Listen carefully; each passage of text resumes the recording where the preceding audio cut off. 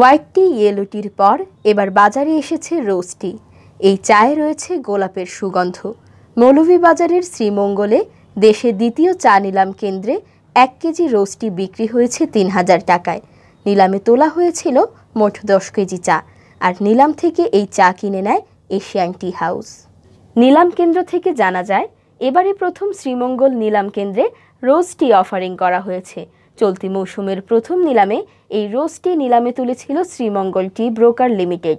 এটি ছিল হবিগঞ্জের বৃন্দাবন চা বাগানের চা।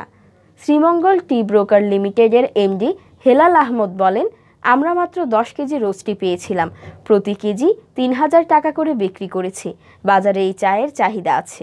এশিয়ান টি সাপ্লাইয়ারের মালিক মোহাম্মদ রিয়াম চৌধুরী জানান, পর্যটন শহর শ্রীমঙ্গলে হোয়াইট টি ও ইয়েলো টির সঙ্গে সঙ্গে রোজ টিরও চাহিদা রয়েছে।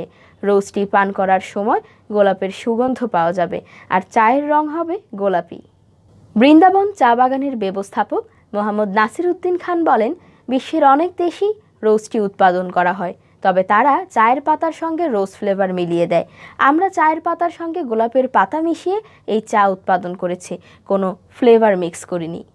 বাংলাদেশের অনেকেই চায়না, শ্রীলঙ্কা থেকে রোজ টি কিনে আনেন। তারা যেন দেশেই এই চা কিনতে পারেন, এমন চিন্তা ভাবনা থেকেই আমরা পরীক্ষামূলক এই চা উৎপাদন করি। বাজারে চাহিদা থাকলে উৎপাদন বাড়াবো। এবার 20 কেজি রোজ টি উৎপাদন করা হয়েছে।